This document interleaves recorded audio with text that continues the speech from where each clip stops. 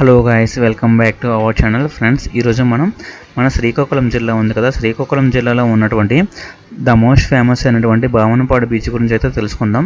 Guys, మనం ఎప్పుడైనా సరే ఒక జర్నీ స్టార్ట్ చేస్తున్నాం అనుకుంటే మన వెహికల్లో మనం ఫస్ట్ ఆఫ్ ఆల్ చూసుకోవాల్సింది ఏంటంటే ఆ వెహికల్ కండిషన్, అండ్ ఇంకొకటి ఏంటంటే ఆ వెహికల్లో ఫ్లూయిడ్ లెవెల్స్ అయితే మనం పక్కాగా చూసుకోవాలి. నేను ఉరిష్యూలోకి ఎంటర్ అయిన తర్వాత పర్లాకిమిడి ముందు అయితే ఈ చెక్ పోస్ట్ అనేది వస్తుంది. ఈ రైల్వే గేట్ ఈ రైల్వే గేట్ అనేది వన్ వే గేటు. ఇక్కడ మనకి ఇంజన్స్ అనేవి అంటే మామూలు పెట్రోల్తో కానీ లేదంటే బొగ్గుతో నడిచే ఇంజన్స్ ఉంటాయి కదా, ఆ ఇంజన్స్ మాత్రమే రన్ అవుతాయి ఈ ట్రాక్ మీద. ఈ ట్రాక్ అనేది నౌపాడు నుంచి ఇటు మనకి గుణపూర్ సైడ్ ఉంటుంది, పూరి కూడా ఇటు సైడ్ నుంచి వెళ్తాయి ట్రైన్స్ చాలా మనకి. ఇప్పుడు మన ముందు నుంచి ఒక ఇంజన్ అయితే వెళ్తుంది. ఇవి ఏంటంటే ఎక్కడైనా గూడ్స్ కంట్రో ఉండిపోతాయి కదా, లేదంటే కన్స్ట్రక్షన్ రిలేటెడ్ ఏవైనా మెటీరియల్స్ జరుగుతున్నప్పుడు అక్కడ ట్రాలీస్ వదిలేస్తారు. తర్వాత ఇంజన్ తీసుకొచ్చేసి మళ్ళీ ఆఫ్టర్ కన్స్ట్రక్షన్ అయిన తర్వాత మళ్ళీ వాటిని వెళ్ళి తీసుకొస్తారు వాళ్ళు, రోజంతా అక్కడ ఉండకుండా. సో మనం ఇక్కడున్న ప్లేస్ నుంచి అయితే భావనపాడు బీచ్ అనేది 80 కిలోమీటర్ దూరంలో అయితే ఉంటుంది. అదే మనం శ్రీకాకుళం నుంచి చూసుకున్నాం అనుకోండి, శ్రీకాకుళం నుంచి ఈ భావనపాడు బీచ్ అనేది 67 కిలోమీటర్ దూరంలో అయితే ఉంటుంది. ఇది వచ్చే ప్లేస్ బట్టి కూడా డిస్టెన్స్ అనేది చేంజ్ అవుతుంది మనకి. ఇక్కడ ఏంటంటే 2 లూప్ లైన్స్ ఉంటాయి. లూప్ లైన్స్ వచ్చామనుకోండి మనకి డిస్టెన్స్ అనేది ఎక్కువగా ఉంటుంది. అలా కాకుండా హైవే నుంచి వచ్చామనుకోండి, హైవే నుంచి అయితే 73 కిలోమీటర్ దూరంలో అయితే ఉంటుంది. సో ఫ్రెండ్స్, మనం ఇప్పుడు వెళ్తున్న బండి స్పీడ్ బట్టి చూస్తే మీ అందరికీ కూడా అర్థమయ్యే ఉంటుంది మనం వెళ్తున్న రోడ్స్ అనేవి ఆంధ్ర రోడ్స్ అయితే కాదని చెప్పేసి. అది కరెక్టే, మనం వెళ్తుంది ఇప్పుడు ఒరిస్సా రోడ్స్ మీద. మన ఆంధ్ర రోడ్స్తో పోల్చుకుంటే ఒరిస్సా రోడ్స్ అనేవి చాలా క్లీన్ అండ్ నీట్గా అయితే ఉంటాయి. మనం ఎంత దూరం ట్రావెల్ చేస్తే మన వెహికల్కి ఎటువంటి డ్యామేజ్ అయితే మాత్రం అవ్వదు. ఫ్రెండ్స్, మనం ప్రజెంట్ వచ్చినాం కదా, ఈ ప్లేస్ వచ్చేసి టెక్ల బస్ స్టాప్. మ్యాక్సిమం బస్సెస్ అనేవి ఇక్కడికే వస్తాయి. అండ్ నార్మల్ వెహికల్స్ మీద వచ్చిన వాళ్ళు అయితే గుర్తుపెట్టుకోండి, మనం ఇక్కడ నుంచి రైట్ సైడ్ అయితే తీసుకోవాలి. భావనపాడు బీచ్కి వెళ్ళే వాళ్ళు మ్యాక్సిమం ఏంటంటే ఇక్కడే మిస్ అయిపోతూ ఉంటారు, స్ట్రైట్ వెళ్ళిపోతుంటారు. లెఫ్ట్ లైన్ తీసుకొని అట్లా వెళ్ళొద్దు, రైట్ సైడ్ తీసుకుంటే మనకి భావనపాడు బీచ్కి వెళ్ళే రోడ్ అయితే వస్తుంది. అండ్ మనకి బస్సెస్ వాళ్ళు వచ్చే వాళ్ళు అయితే మాత్రం ఒకటి గుర్తుపెట్టుకోండి, ఎవ్రీ 20 మినిట్స్కి 30 మినిట్స్కి ఈ టెక్కల నుంచి భావనపాడు బీచ్కి అయితే బస్సెస్ అనేవి ఉంటాయి, తక్కువగా అయితే ఉంటాయి ఇక్కడ. లేదు మనం ఓన్ వెహికల్స్ కాకుండా ఏవైనా బస్సెస్ కానీ లేదంటే ట్రిప్స్ కోసం క్యాబ్స్ కానీ బుక్ చేసుకుంటాం అనుకుంటే మాత్రం ఇక్కడ అవైలబుల్ ఉంటాయి. అక్కడైతే మనం బుక్ చేసుకొని ఒక 100 రూపీస్ 200 రూపీస్ ఇచ్చామనుకోండి, వీళ్ళు భావనపాడు బీచ్కి అయితే డ్రాప్ చేస్తారు మనల్ని. సో ఫ్రెండ్స్, నా ట్రిప్లో నాకు చాలా మంచిగా అనిపించిన థింగ్ ఏంటంటే చాలామంది తెలియని వ్యక్తితో మాట్లాడడానికి కూడా చాలా ఇబ్బంది పడుతుంటారు, మొహమాట పడుతుంటారు. బట్ అలాంటిది మనం తెలియని వ్యక్తిని నమ్మి మనం వెళ్ళడం అంటే అది గ్రేట్ థింగ్ అని నేనైతే అనుకుంటాను. సో ఇక్కడ ఏంటంటే గైస్, ఒక తమ్ముడు అనేవాడు ఉంటాడు. తను నాకు అంత ముందు వరకు అయితే తెలీదు. అక్కడ నేను చెక్ పోస్ట్ వస్తుంది, అంటే రైల్వే క్రాసింగ్ గేట్ వస్తుంది. ఆ గేట్ దగ్గర క్రాస్ చేయడం కోసం ట్రైన్ క్రాస్ అయినప్పుడు నేనైతే బండి వెయిట్ చేపిస్తాను. సో అప్పుడు ఆ తమ్ముడు వచ్చేసి ఇట్లా మాట్లాడుతాడు, ఎక్కడికి వెళ్తున్నావు అన్న అని చెప్పేసి అంటే, ఇట్లా తమ్ముడు ఇట్లా షూట్కి పోతున్నా అని చెప్పేసి అంటే, అన్న నేను కూడా వస్తా అని చెప్పేసి తనంతా తను అడిగి నాతో వస్తాడు. అది చాలా ఇంప్రెసివ్గా అయితే అనిపించింది, ఎందుకంటే అట్లా రావడం చాలా రేర్ పర్సన్స్ ఉంటారు, రేర్ థింగ్ అది. సో ఈ వీడియో ఎంత బెటర్గా రావడానికి మెయిన్ రీజన్ ఏంటంటే, వన్ ఆఫ్ ద రీజన్ ఆ తమ్ముడే నేను చెప్తాను. షూట్లో కానీ చాలా సపోర్ట్ అయితే నాకు చేశాడు. థ్యాంక్ యూ తమ్ముడు, thank you for your support. ఆ అబ్బాయి ఎవరంటే, ఇక్కడ మనకి బ్లూ కలర్ షర్ట్ వేసుకుని ఉన్నాడు కదా, sky blue and white colour checks, ఆ డ్రెస్ వేసుకున్న అబ్బాయి మనకైతే మనంతా దగ్గరగా వచ్చి నేను ఎక్కడికి వెళ్తున్నావు అన్నా నేను కూడా వస్తా అంటాడు. తమ్ముడు ఇట్లా నాకు ఒక యూట్యూబ్ ఛానల్ ఉంది, నేను షూట్కి పోతున్నా తమ్ముడు అంటే, అన్న నాకు కూడా ట్రావెలింగ్ అంటే చాలా ఇష్టం అన్న అంటాడు. సో సరే తమ్ముడు నువ్వు కూడా రా అని చెప్పేసి ఇద్దరం పోతాం. సో మనం భావనపాడు బీచ్కి విజిటింగ్కి వెళ్తున్నాం అనుకుంటే, అండ్ ఇంకొక టర్నింగ్ అయితే గుర్తుపెట్టుకోవాలి. ఆ టర్నింగ్ ఏంటంటే ఇక్కడ చూడండి.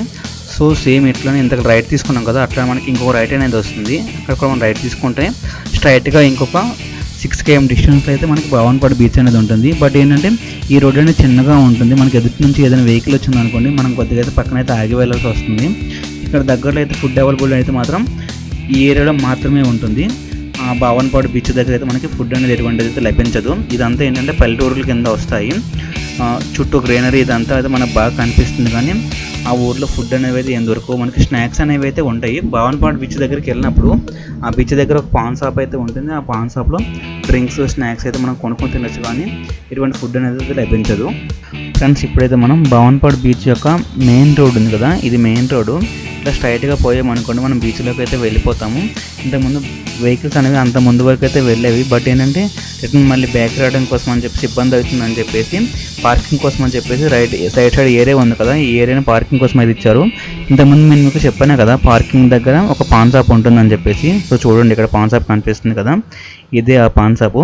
మన వెహికల్స్ గట్రా ఇక్కడ పెట్టుకుంటే వాళ్ళు 10 రూపీస్ అనేది ఛార్జ్ చేస్తారు. వెహికల్ పార్క్ చేసుకున్న దగ్గర వాళ్ళకి 10 రూపీస్ అయితే ఇవ్వాల్సి వస్తుంది. సో ఇక్కడ మీకు ఏమైనా అర్థమైందా? ఇది ఏంటంటే one of the most famous lover spot అనమాట. ఇక్కడ నుంచి లెఫ్ట్ సైడ్ ఒక బీచ్ ఉంటుంది, రైట్ సైడ్ ఒక బీచ్ ఉంటుంది.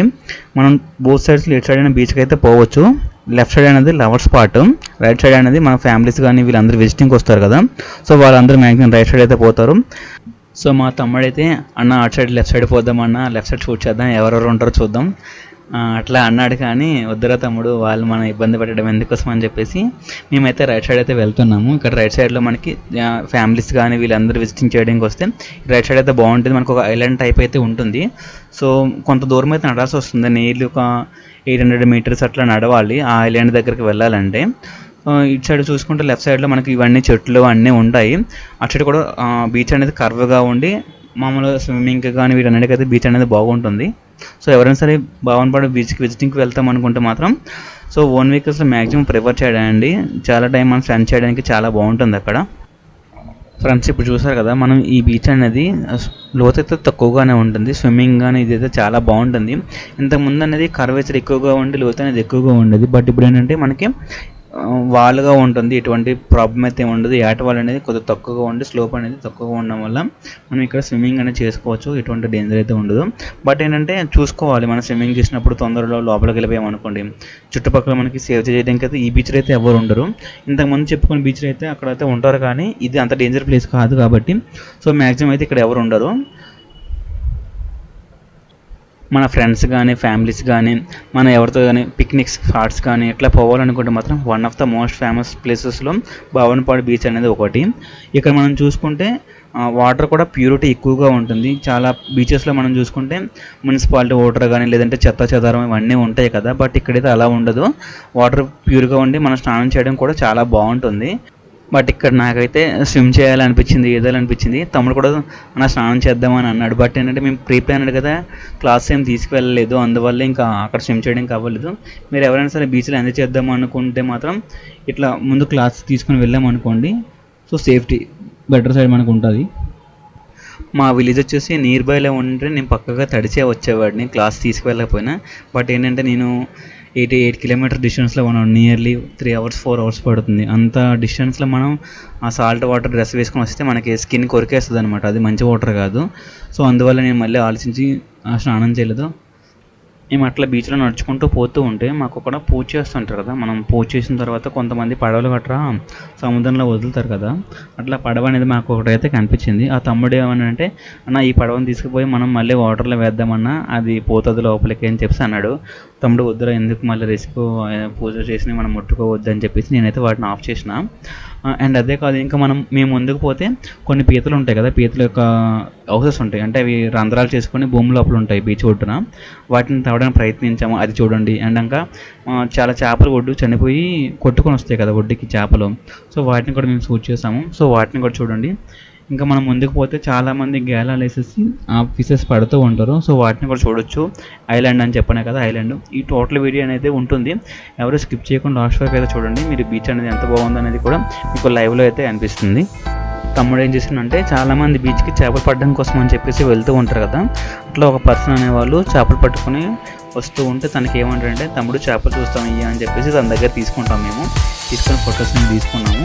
అండ్ అదే కాదు, ఇక్కడ కింద మనం చూసుకుంటే మీకు చుట్టూ గోకులు అనేవి కనిపిస్తున్నాయి కదా, ఈ గోకులు అనేవి ఏంటంటే మన పీతలు నత్తలు ఇవన్నీ ఉంటాయి కదా, అవి చనిపోయిన తర్వాత ఆ స్కెలిటన్స్ అంటే ఫాజిల్స్ ఉంటాయి కదా, ఆ ఫాజిల్స్ అనేవి కొట్టుకొని వచ్చిన తర్వాత మనకి ఇట్లా ఏర్పడతాయి ఇవన్నీ. సో బీచ్లో చాలామంది చేపలు పడుతూ ఉంటారని మీకైతే చెప్పినా కదా. ఇక్కడ చూడండి, ఒక జాలారి తానైతే చేపలు పడుతున్నాడు. మనం అనుకుంటాం చేపలు పడడం చాలా సింపుల్ అనుకుంటాం, బట్ ఏంటంటే నార్మల్ ప్లేస్లోకి ఇక్కడ చేపలు పడడానికి చాలా డిఫరెంట్ ఉంటుంది. వచ్చే చేపలు కూడా మనకి దొరకవు, చాలా కష్టం చేపలు పట్టడం. ఈవెన్ మాకు అర్థమైంది ఏంటంటే మేము షూట్కి వెళ్ళిన తర్వాత గేలం వేసినప్పుడు కూడా ఒక చేప పడడానికి వాళ్ళు చాలా టైం అయితే వెయిట్ చేశారు. నార్మల్ ప్లేస్లో అయితే ఇట్లా వేసిన 5 minutesకి చేపలు అనేవి దొరుకుతాయి, కానీ ఈ బీచ్లో మనం చేపలు పట్టడానికి వెళ్ళామనుకోండి కొన్నిసార్లు చేపలు కూడా దొరకవు, ఒట్టి గేలమే మళ్ళీ బ్యాక్ వస్తుంది. ఈవెన్ జాలారి కూడా వాళ్ళు వల వేస్తారు కదా, వల వేసినప్పుడు నేను చూసిన నా దగ్గరుండి ఒక చేప కూడా కొన్నిసార్లు అయితే పడట్లేదు, వాళ్ళు చాలా డిసప్పాయింట్ కూడా అయ్యారు. అప్పుడు ఫ్రెండ్స్ ఇక్కడ మనకి ఓల్ కనిపిస్తుంది కదా, ఈ రంధ్రం అనేది పీతలు ఉంటాయి తెలుసు కదా, మనం చాలామంది పీతల కర్రీ తింటూ ఉంటాము. ఆ ఆ పీతల యొక్క ఓల్డ్ ఇది. సో మా ముందు అప్పుడు పీత అయితే ఒకటి లోపలికి వెళ్ళింది. మేమైతే దాన్ని పట్టుకుందామని చెప్పేసి గోతులతో అయితే ప్రయత్నించాము, కానీ మాకైతే ఆ పీత దొరకలేదు. So with in fraction of సెకండ్స్లో అది ఎక్కడికి వెళ్ళిపోయింది కూడా మాకైతే అర్థం అవ్వలేదు.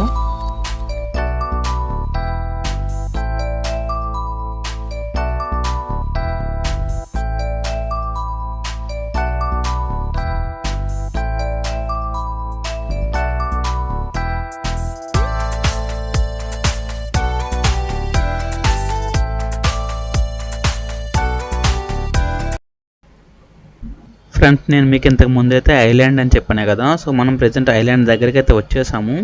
సో మీకు చెప్పినాం కదా ఇక్కడ మనకి గోకూర్లు ఇవన్నీ చెప్పి. సో ఇగో తమ్ముడు పట్టుకున్నాడు చూసారా, ఇవి గోకూర్లు. మనకి ఫాజిల్స్ ఏమైనా సరే చనిపోతాయి కదా చిన్న చిన్న అంటే సీ యానిమల్స్. ఆ సీ యానిమల్స్ యొక్క ఫాజిల్స్ అనేవి మనకు ఒడ్డుకు వస్తే ఇట్లా కనిపిస్తాయి. సో కొన్ని చేపలు అనేవి చనిపోయి ఒడ్డుకు వస్తాయని చెప్పాను కదా. ఇక్కడ చూడండి, ఒక చేప అనేది చనిపోయి అది ఒడ్డుకైతే వచ్చింది. ఈ తమ్ముడు అయితే దాన్ని అది బతుకుందేమో అని చెప్పేసి ఫస్ట్ భయపడుతూ దాన్ని అయితే ముట్టుకున్నాడు. దాని తర్వాత చూస్తే చచ్చిపోయింది. వీడు ఏం చేస్తారంటే దీన్ని పట్టుకుని డైరెక్ట్గా ఆ బీచ్లో వేయచ్చు కదా, బతుకుందో లేదో చూడడానికి కోసం అని చెప్పేసి ఫస్ట్ ఏం చేస్తాడంటే కొద్దిగా వాటర్ తీసుకొచ్చి దీని మీద వేస్తాడు, కడిగి దాని తర్వాత మళ్ళీ దాంట్లో వేస్తాడు. అయినా సరే అది చచ్చిపోయిందని చెప్పేసి మాకైతే అప్పుడు అనిపించింది. తర్వాత ఇంకా దాన్ని అక్కడ వదిలేసి మేము ముందుకైతే వెళ్ళాము.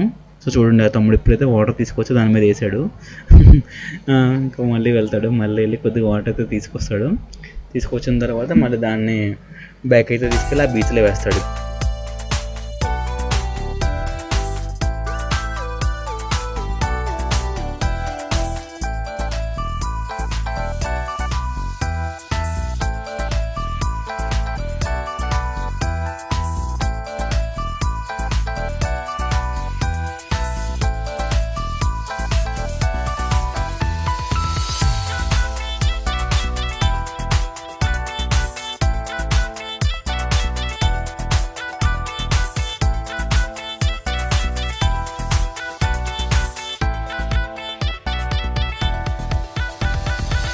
అర్జుడు బుర్రపాడు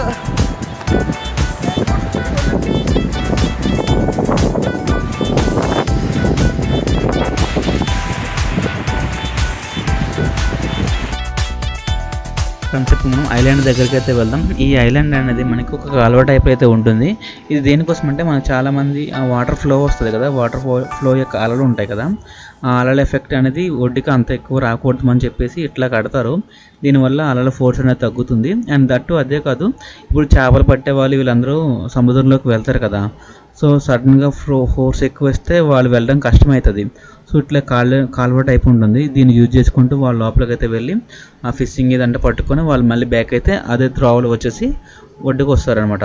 ఈ పక్కనే ఒక విలేజ్ ఉంటుంది, అక్కడ నుంచి వాళ్ళైతే చేపలు పట్టడానికి వీటన్నిటికైతే వెళ్తారు. మనం ఇక్కడ చూసుకుంటే ఇక్కడ ఎక్కడ కూడా మనకి బోట్స్ అనేవి కనిపించలేదు. చూసారా, మనం స్టార్టింగ్ వచ్చినప్పుడు ఒక బోటు అది కొట్టుకొని వచ్చిన బోటు, పాడైపోయిన బోట్స్ ఉంటాయి కదా, అవి ఏంటంటే పాడైపోయిన తర్వాత మునిగిపోయినవి మనకి ఒడ్డుకి కొట్టుకొని వస్తాయి కదా, అట్లాంటి బోటు కూడా కనిపించింది. కానీ ఎక్కడ కూడా ఎవరు చేపలు పడుతున్నట్టు అయితే మనకి ఎక్కడ కనిపించలేదు.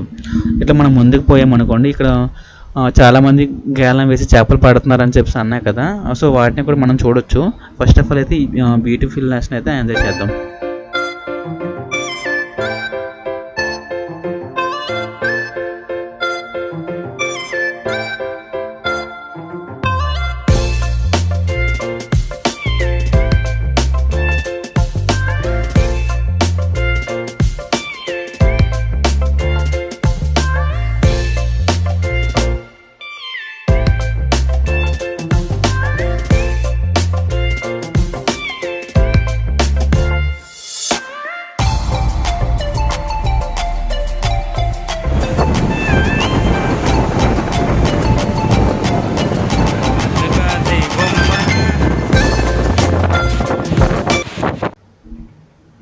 ఫ్రెండ్స్, ఇక్కడ ఉన్నారు కదా వీళ్ళు గ్యాలం వేసి చేపలు అనేవి పడుతున్నారు. మేము ఏదో సరదాగా వాళ్ళు విజిటింగ్కి వచ్చి కూర్చున్నారేమో అయితే అనుకున్నాం. బట్ ఏంటంటే దగ్గరికి వెళ్ళాక అర్థమైంది వాళ్ళ చేతిలో గేలాలు ఉన్నాయి. మ్యాక్సిమం వాళ్ళు ఒక హాఫ్ అన్ అవర్ నుంచి అలానే ఖాళీగా కూర్చున్నారు. అవి ఏంటంటే మనకి చేపలు ఒడ్డుకు వచ్చినప్పుడు మనకు కనిపిస్తాయి. అవి కనిపించినప్పుడు వాటి దగ్గర వీళ్ళు గేలం వేస్తారు. వాటిని ఫుడ్ తినడానికి వచ్చినప్పుడు వాటిని వెనక్కి లాగుతారు. సో వెనక్కి లాగినప్పుడు మాత్రం దగ్గర అయితే ఎవరు ఉండకూడదు. ఆ ముళ్ళు ఉంటుంది, ఎదుగాని తగిలింది అనుకో ఐస్ పాడైపోయిన రోజులు కూడా ఉంటాయి. అంటే మనకి స్కిన్ తగిలినా సరే మొత్తం కట్ అయిపోతుంది.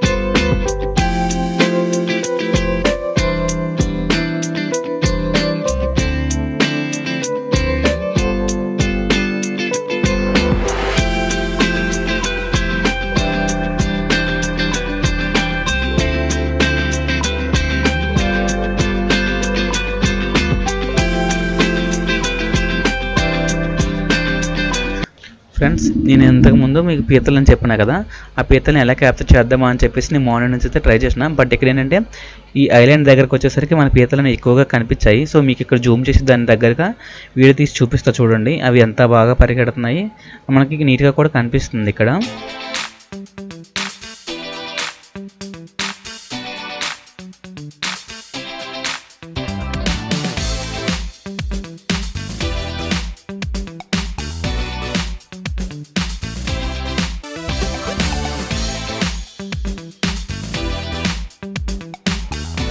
ఫ్రెండ్స్, ఇప్పుడు మనం మన శ్రీకాకుళం జిల్లాలో ఉన్నటువంటి one of the most famous అయిన భవన్పాడు బీచ్ గురించి అయితే తెలుసుకున్నాము.